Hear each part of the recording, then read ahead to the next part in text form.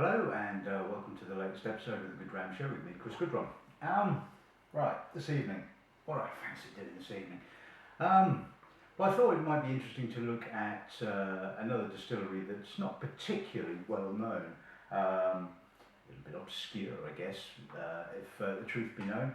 And that distillery is Strathmill Distillery in Speyside. Now, the distillery itself is currently owned by Diageo, and the only distillery bottling that's done is in their Flora and Fauna range, which is a 12-year-old, which is a fairly pleasant, sort of light grassy spey, bit sort of like burnt caramelly, I guess. And it's not one of the better bottlings, personally, that I think in the Flora and Fauna range. The distillery itself was founded in 1891 as the Glenlivet distillery, in actual fact. Went through a few hands, including Justerini & Brooks, IDV, and basically when Guinness and Grand Metropolitan merged in 1997, it came into the hands of Diageo.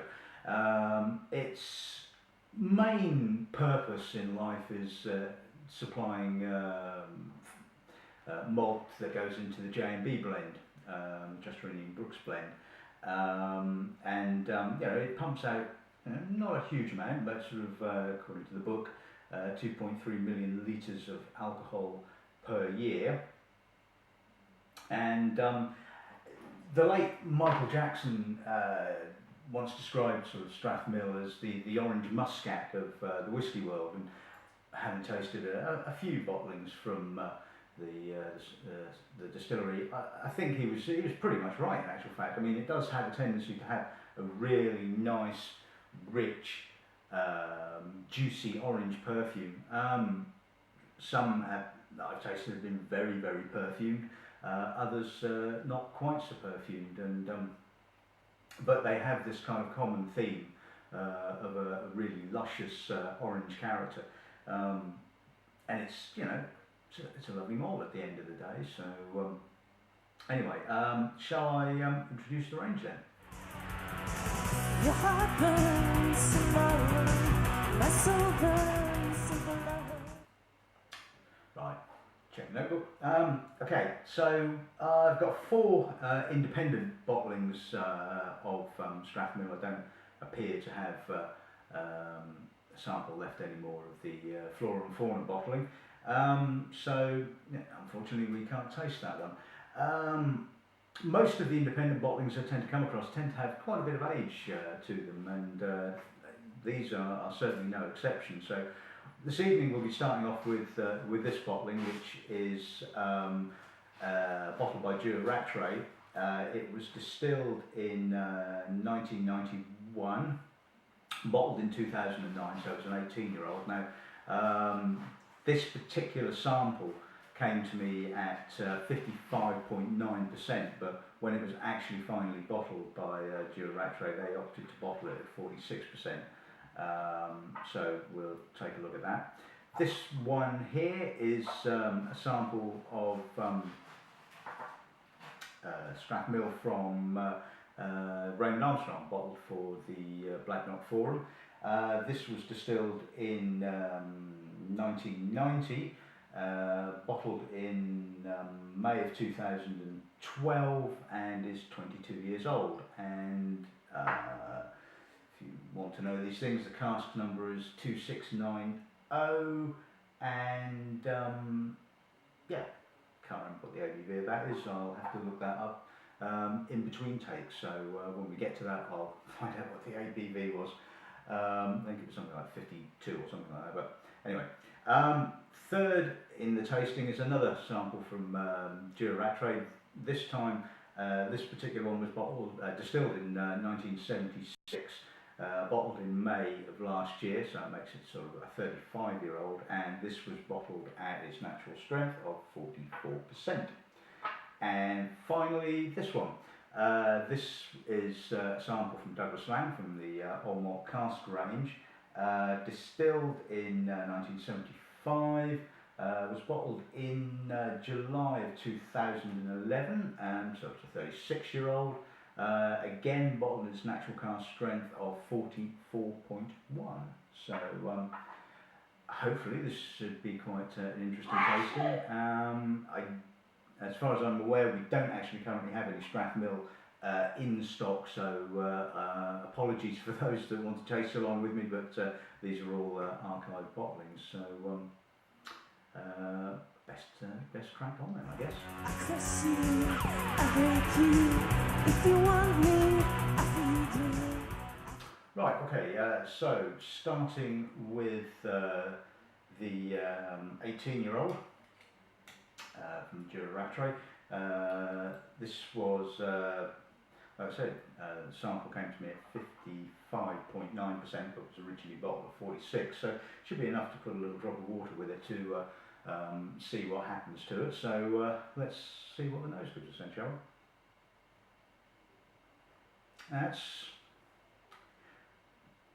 It's pleasant. It's certainly not particularly perfumed. It's more sort of biscuity, sort of Weetabixy, quite malty. There is a touch of fruit there, but it's certainly more malt and Weetabix basically. Got a little bit of a nip to it. It's could even be refill sherry. I'd have to check my notes on that, but it certainly has that sort of light sort of refill sherry kind of sweetness to it.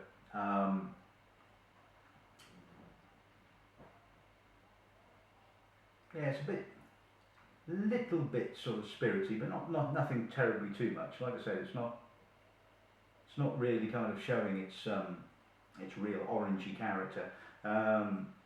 I imagine that'll probably happen with a little drop of water, but you know, still, you know, it's got a really nice intensity. It's got an earthy intensity. It's sort of like a kind of earthy crushed fruit, sort of fresh picked in the bottom of your punnet, you know, with all the earth and what have you. It's certainly interesting. Okay, palate.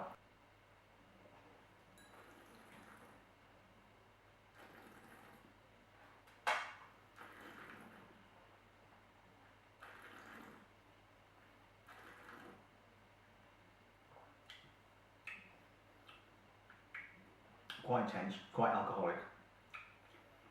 Initially some really pleasant refill sherry fruits. Again, really earthy. Squashed fruit, sort of less orange, more kind of, more sort of a little bit of pear, sort of, it kind of reminds me of sort of like bruised apples, although it's not particularly sort of over appley in character. Very earthy, like I said, with certainly that sort of kind of Weetabixy sort of kind of character to it. I mean, yeah, interesting. It's Strathmill in a very, very different light. It's certainly, like I said, not really kind of overt perfumed orange fruit monster like a lot of them are. A lot more sort of down to earth, earthy, and yeah, I like that. I mean, it's a bit short, but that's mainly down to the alcohol. So let's put a little drop of water with it and see if it does indeed open out.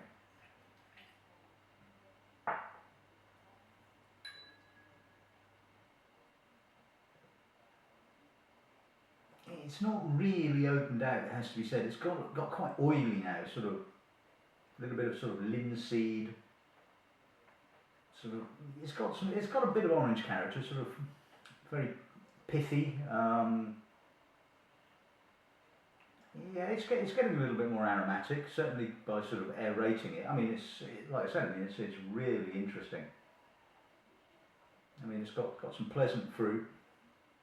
And you know, still that earthy, sort of slightly Weetabixy kind of character is still there. So, but yeah, the orange is coming out. It's being teased out.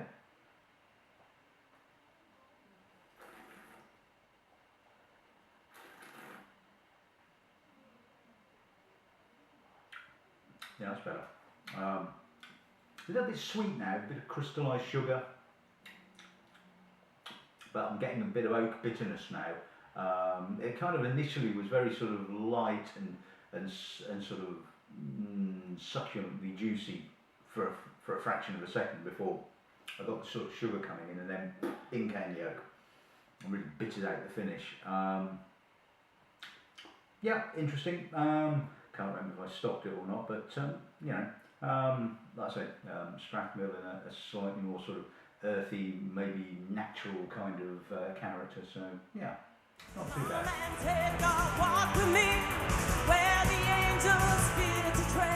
Right, okay. So on to the Bladnoch Forum bottling.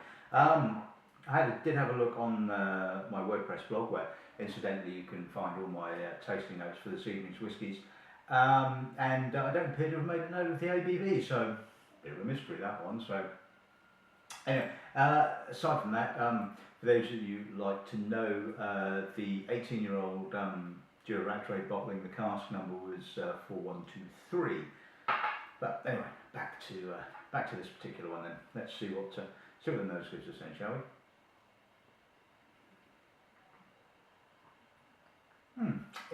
Stylistically, it's not a million miles removed, I suppose, from the Duratray one. It certainly has a kind of a more naturalistic, I suppose you would say, kind of nose. Slightly earthy, lovely kind of fruit skin intensity. Sort of a little bit of orange rind maybe. It's getting a little bit of perfume now though. Some sort of lovely mature American oak. Quite spicy. Not sort of overtly spicy, sort of earthy, crumbly kind of spice. You know, that sort of almost kind of like loamy kind of character in actual fact. So a bit of an alcohol prickle, so I would guess this is probably going to be somewhere in the sort of low to mid 50s. I'd probably, like I say, probably about sort of 52-54%, I'd guess. Again, sort of like quite earthy, but there's a tinge of orange fruit there, sort of slightly more tangerine-y, I guess, in character. Try that one then, shall we?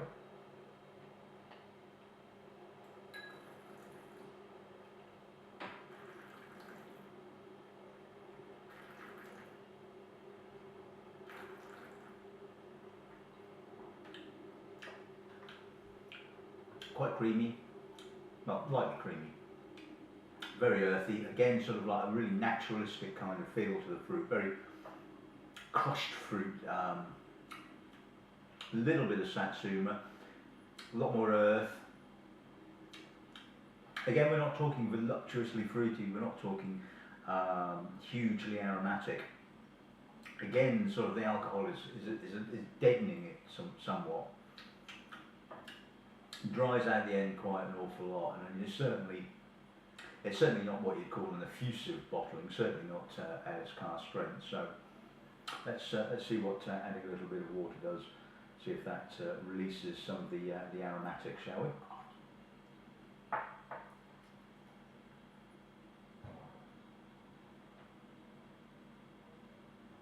Actually, it's got kind of like more.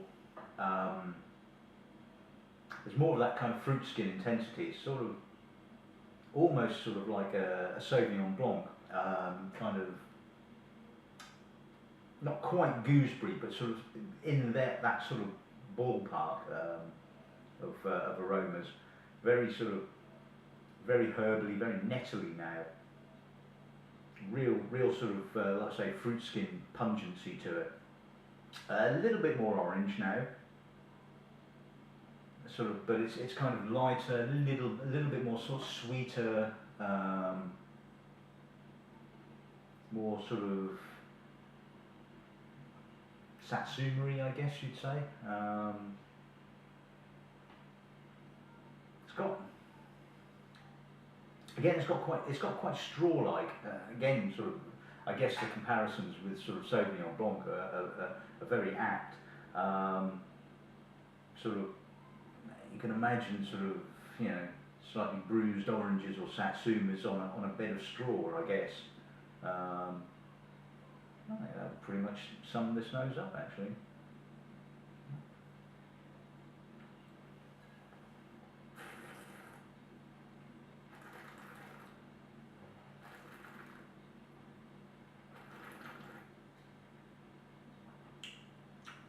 A lot sweeter now. A little bit on the confected side, but you know, not too much. Lovely softness now. Rounder, fuller, more kind of orange sweets. Less sort of like orange fruit or tangerine or what have you. It's more a confected sort of orange. Bit short, but you know, nevertheless pretty pleasant. I mean, it's got an initial really pleasant orange character. Like I said, like more confected orange rather than sort of pure orange. But you know, again, really interesting, very natural kind of feel to it. So yeah, okay, not too bad at all.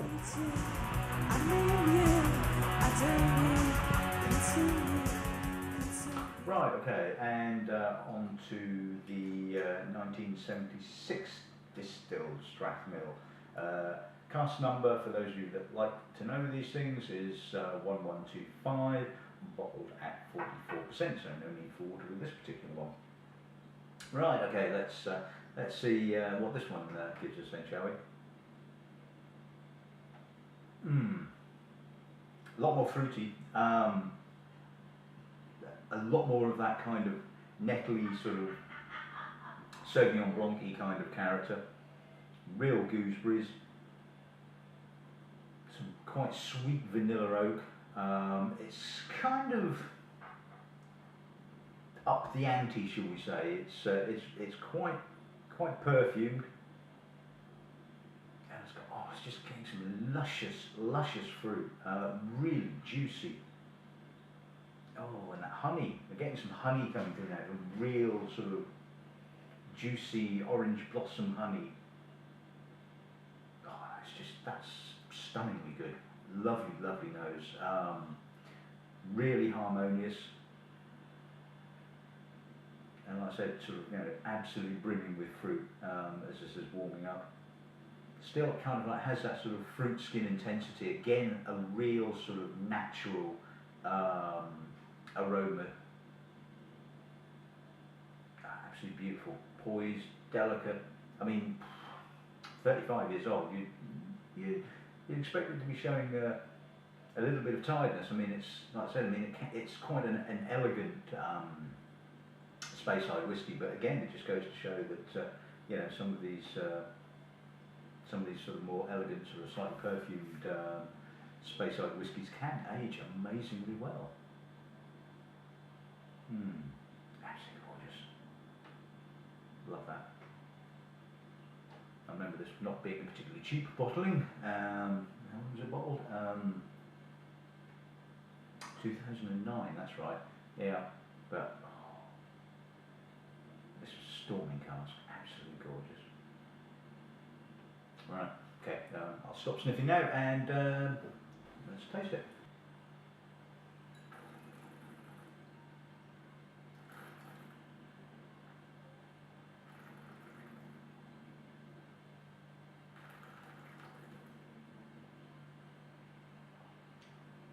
Oh, that's heavenly. That is juicy. Soft, satsuma, tangerine, a little bit of creamy oak. Actually quite creamy. Really luscious, really soft, velvety. But again, it's got that slightly furry fruit skin, gooseberry kind of intensity. Gentle spice, some lovely sort of vanilla oak coming through as well. Oh, that is absolutely sublime. A little bit of spice on the finish. Just the right amount of alcohol, just to give it a sort of a little bit of piquancy. Just balance, just absolutely stunning on that. Absolutely gorgeous. That was a lovely, lovely bottling.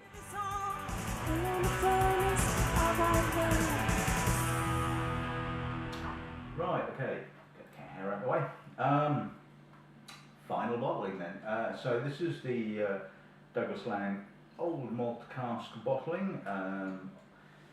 36, did I? Yeah, 36 years old, distilled in 1975, bottled in July of 2011. Don't have the cask number, but for those of you that know, when I tend to do my Douglas Laing notes, because I get the little samples, they have an OMC reference, which is an internal reference. So, but that's obviously the only reference I've kind of got to go on. So I tend to use those rather than the DL cask numbers. So this was OMC 2049, bottled at 44.1. So let's see what this one gives us then, shall we?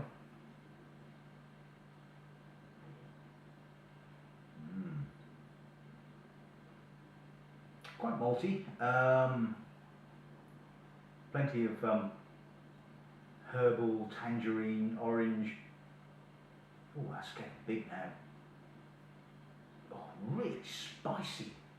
Lots and lots of spice. God, it's got a bite to it.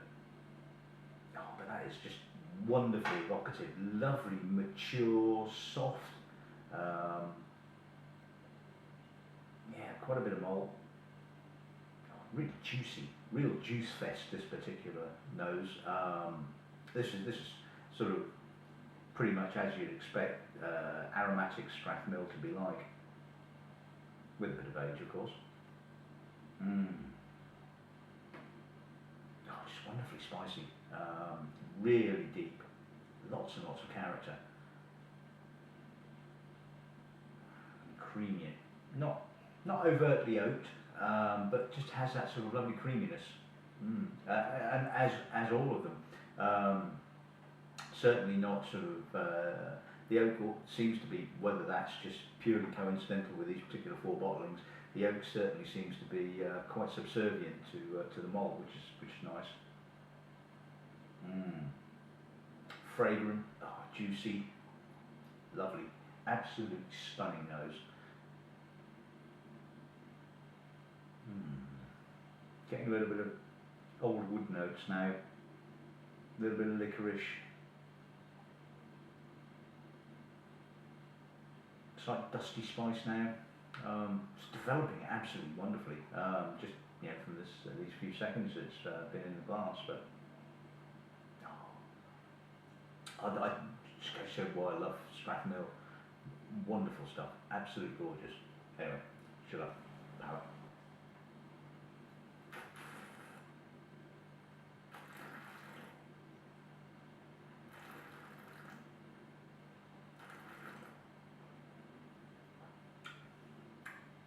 Oh, that's a spice fest.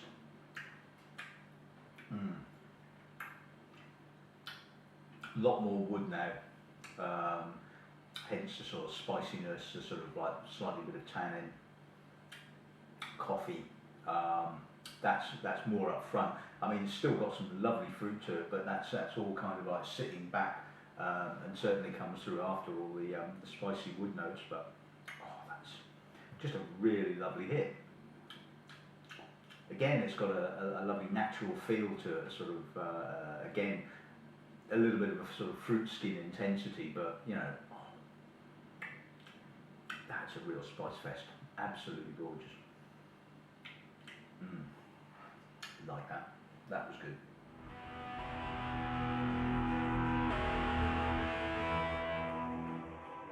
Right, okay, so let's sum these up then, shall we? I hope you enjoyed this evening's tastings. So, Strathmill. Yep, it's orangey. It's too orangey for crows, just for me and my dog. Right, so the 91, the 18-year-old is pleasant enough, quite malty, like I said, sort of Weetabixy, biscuity. Didn't quite take to water particularly well. Although the nose I thought was quite pleasant. The Bladnoch Forum, again, you know, pleasantly juicy. Sort of, like I said, both of these two had a very naturalistic kind of bruised, crushed fruit kind of character, which I thought was quite interesting. And then it was interesting to see that there wasn't a huge difference, albeit the Douglas Laing bottling was, you know, a bit of a spice monster, between the two. Lovely maturity, lovely softness. I think out of the two, I think maybe the Duratray bottling possibly edged it, because it wasn't quite so sort of like woody on the palate, and had just absolutely luscious array of orange fruit, which is what you expect from Strathmill. So, but you know, that's taking absolutely nothing away from the Douglas Laing bottling, and it just goes to show how different sort of two individual casks of roughly about the same sort of age can be. You know, so you know, and they would appeal to different people. You know, the people that like sort of like you know, real herbal, sort of woody, spicy, sort of Speyside whiskies would love the Douglas Laing. Equally so, those who love those sort of soft, creamy, lightly confected sort of whiskies, you know, would go for the Duratray. So yeah, kind of interesting. Well, I mean, so I guess I hope you enjoyed the tasting. Like I said, all my tasting notes are on the WordPress blog. Unfortunately, none of these are currently available to buy. Incidentally, I don't know whether you've noticed that on the website I've compiled my, I think I might have mentioned it last week actually, my top 12 independent and top 12 distillery bottlings. Drink too much whiskey and my brain cells are going. Yeah, so I guess that's kind of right about it. So I think if you certainly see a bottling of Strathmill that appears on our website, and you like sort of like, you know, fruity Speyside whiskies, you know, I would certainly say go and get yourself a bottle. I'd avoid the Diageo Flora and Fauna bottling because it, you know, basically isn't that great. So I think that's probably about it really. So unfortunately, as I've got no more whiskey in my glass, I will just say good evening and good round. Take a walk with me where the angels fear to tread. Kiss the flame, feel the pain.